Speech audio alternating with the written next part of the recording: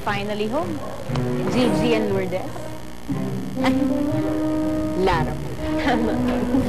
Ay, naku, buti naman nandito na rin tayo at napagod ako dun sa biyahe na yun. Isip ko, pwede tayo magpa-spa.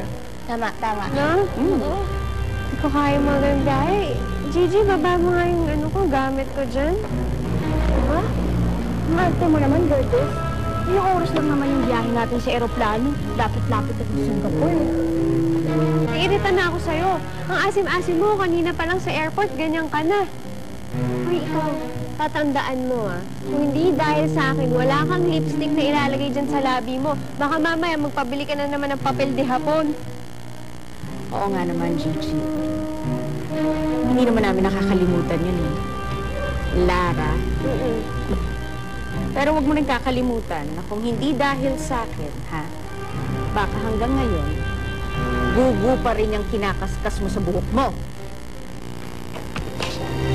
Hindi mo siya tatay, Lara.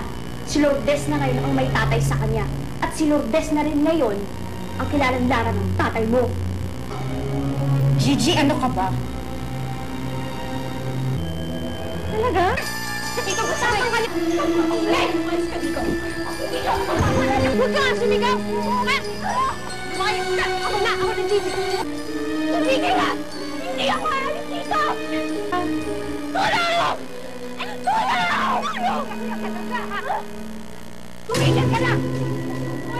Hindi ako aalis kahit ang tatay ko! Sabi mo! Ma! Si Tito Carlos tumatawag! Inay! Inay! Sophie, papalabas na ng bahay! Sophie! Sophie ako! Sophie, tulong! Sophie! Ayun mo talaga! Oo, totoo yun. Napagod lang talaga sila.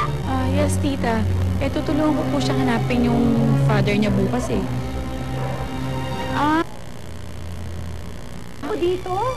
Ano ka ba naman, Sophie? Ganun po. Ako ganun na ang panahon ngayon. Lahat sila mukhang nagbabait-baitan.